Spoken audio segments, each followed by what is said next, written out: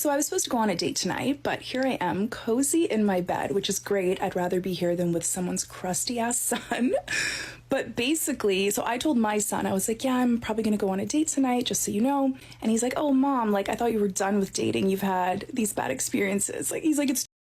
Yeah, so the kid is like, Mom, but you told me last week you will stop dating the chads and devaluing your body, but here you are doing it again.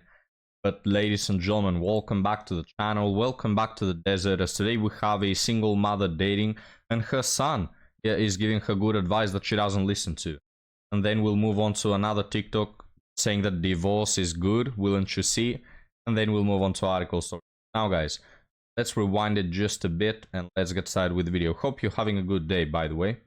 Tonight, just so you know. And he's like, oh, mom, like, I thought you were done with dating. You've had these bad experiences. Like, he's like, it's too risky. And I was like, nah, gotta get back out there.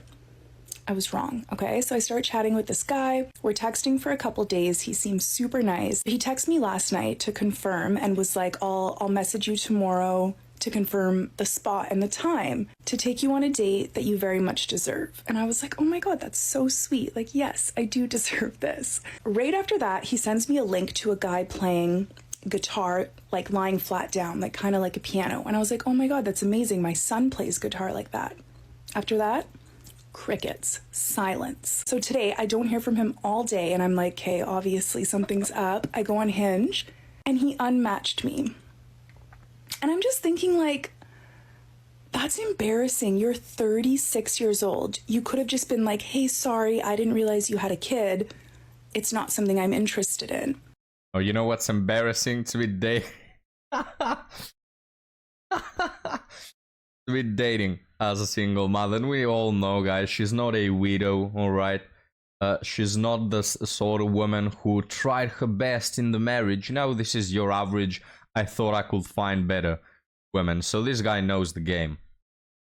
No, you're just gonna ghost and unmatch me. I didn't bother to get ready because I knew something was up. But imagine being a single mom, getting ready, getting excited, and waiting. And this guy just ghosted. But honestly, he did me a favor because I have my book, I'm cozy in my bed, I'm gonna watch a little show. Me and Shay ordered pizza, hung out. I'd much rather be here. But yeah. Yeah, coping much? Fantastic, guys. Fantastic start to the video. But now, talking about divorce and the women who think that they can get better, well, let's move on to this. It's okay to divorce good people. Title reads, did you know that divorce is a good thing, guys? It's encouraged in the Bible, in case you are Christian.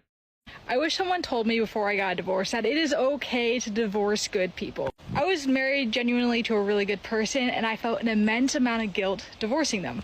Even though they were a great person, we were never going to be our true selves and be able to grow to our highest potential together, so it was best.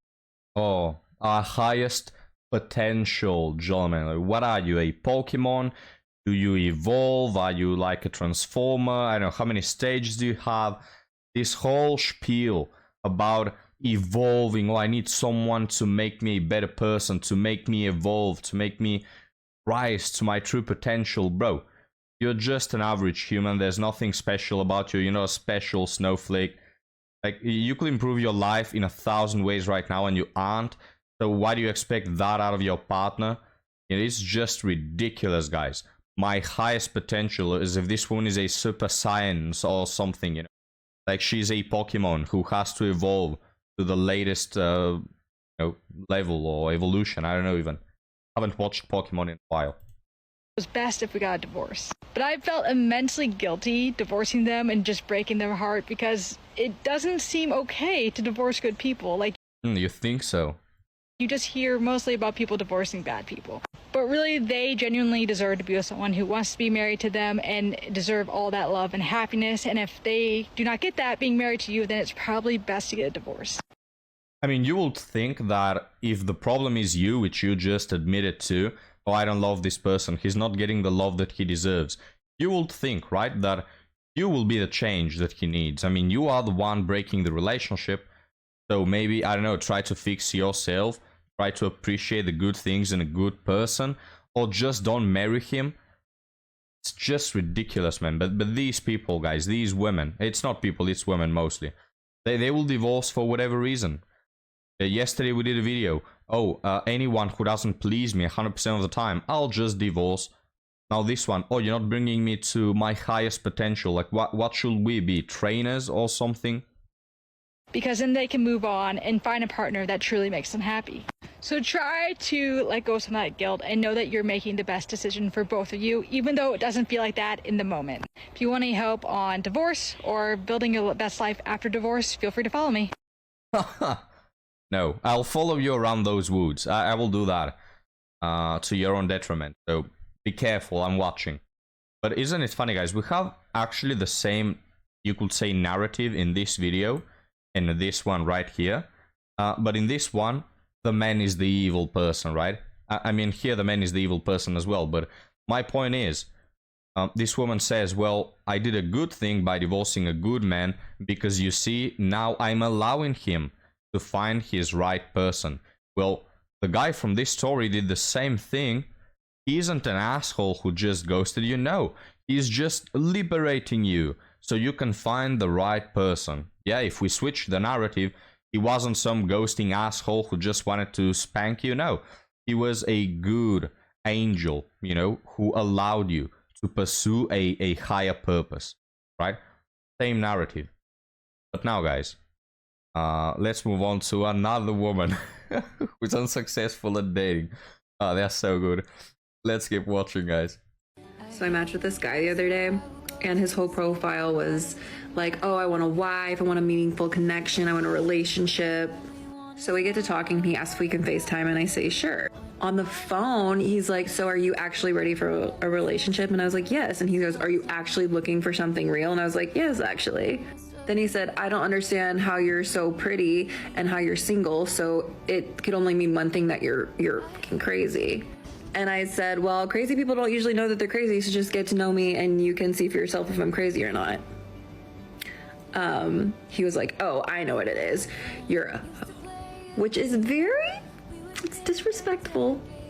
And I was already forming an opinion in my head about him, but whatever. I just like, you know, I like to observe. Guys, it's true. It's just true. She's good looking, right? I like to observe. Please shut up. I'm just trying. Man, I hate TikTok. Now I want to click on a video, you know, bring it back a bit, and in my head automatically plays it. Fucking stupid app. Anyway, well, not her best shot, but it's an attractive woman, right? And this guy is right in his observations. If it's a good woman, a good-looking woman, and she's a good person, there's no reason for her to be single at 30, other than she's either crazy or a 304. It's in like 99% of the cases that happens to be true. So let's find out which one of those she is.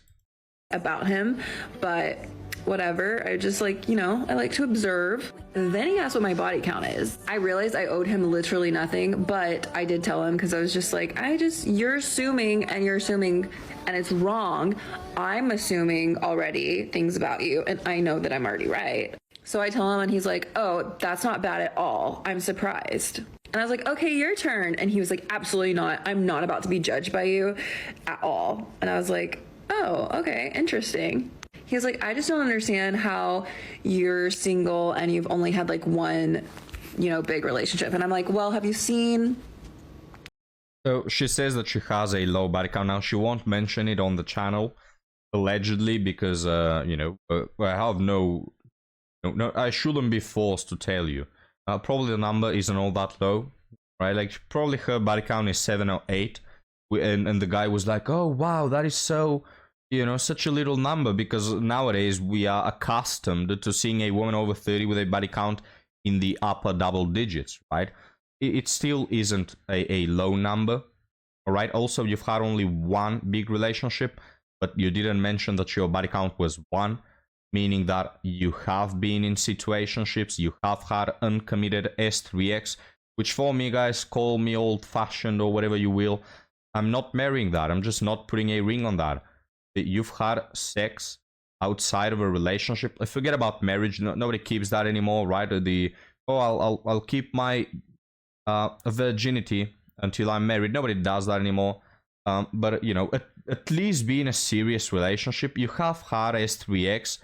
with guys who probably didn't know your name, or it was like some friends with benefits degeneracy where you are using the other person like a parasite, like a psychopath, or it was a one-night stand, you know. So why should we men be expected to find value in you after you yourself have devalued yourself, you know?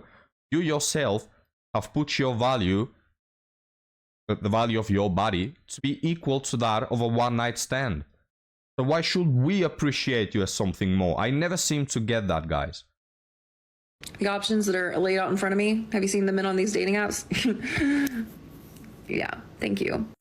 Also, you've been in like 10 relationships. They've all been like 5 years plus each, and you're still single. So what's wrong with you?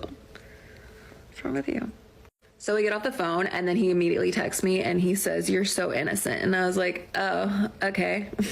And then he said he would destroy me. And I said, "What, like mentally?" He said sexually, which I doubt that. Anyway, if you're wondering what it's like to be single in 2025, yeah.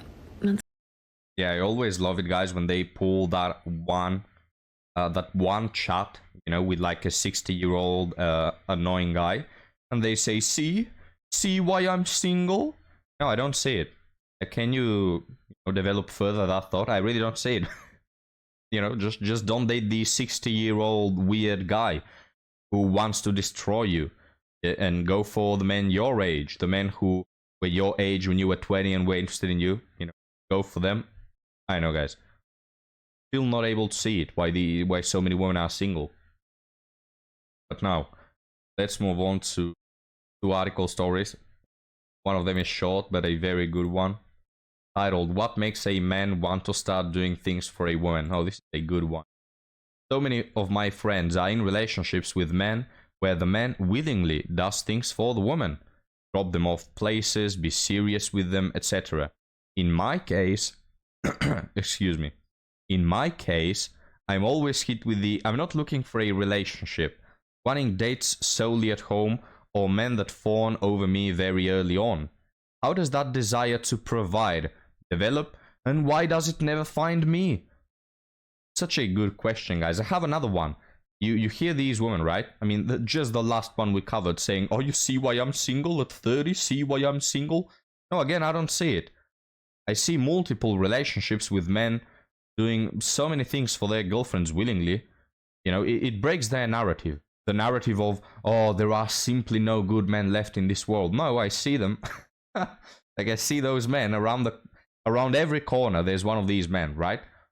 So it really begs the question, why don't you go for them instead of for that 60-year-old weird guy and for the char that banged you?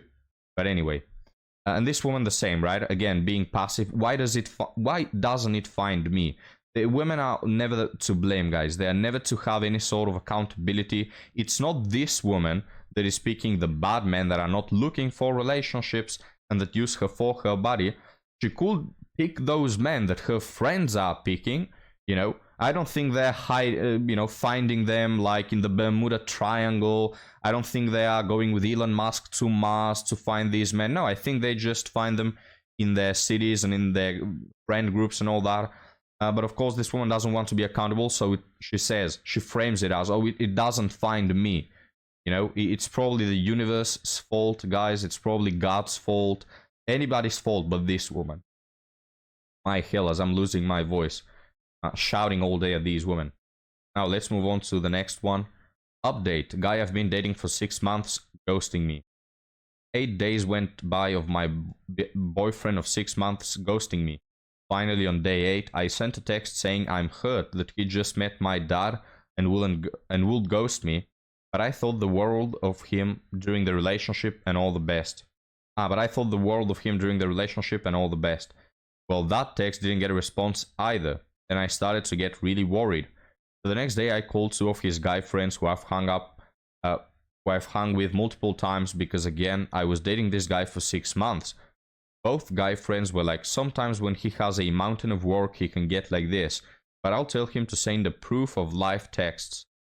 11 minutes after those calls, my boyfriend finally responds. He tells me between getting a bad performance review at work, having so much work he didn't sleep for weeks, his father's house burning down, and an autoimmune disease flare-up, he spiraled into a depression and acted really out of character. He said he didn't like my text. He initially ghosted when I was telling him to please be more communicative about when he will get back in town. He took it as a criticism and said he knew he shouldn't be angry, but he was in a mood where someone saying good morning to you could infuriate you. And he said that wasn't fair to me and apologized that he didn't respond to, yada yada. I feel bad that he's in a depression, but I'm also just kind of flabbergasted that you could forget about your girlfriend for a week. Maybe I don't understand enough about depression and loss, but I don't know if this is worth continuing at this point. I don't want to be cruel, but maybe he just doesn't have the emotional capacity to be in a relationship. Well, what is your take, guys? Do you think that this man is really into a depression and all that? I don't think so. It's 1 week, you know. Like, you can go over something for a day. You know? If your father's house burns down, maybe you are busy or something, or you're mourning, whatever. Maybe a week, maybe a day, but a week? Oh no, but it was this thing and this other thing and this... Nah, he probably doesn't care. Let's see what the people think. Unfortunately, how he deals with the stresses in his lives make him incompatible with relationships. Yeah, exactly. What if you are married, you know, and you have kids and you have to take care of them and you have things going on, and the other person is like, I can't deal with this. I'm gonna go 1 week without talking to you. You know, what the hell is that of a solution? Yeah, so people are basically agreeing. But gentlemen, you let me know, because it just so happens that you're the wisest people on earth. My community. It only stands to reason, right? After I am probably one of the most wise people on earth as well. So it's only fair to gather a community just like me. But that's that. Give me your opinions, guys. Leave a like and subscribe if you enjoy this content, and I'll see you next time.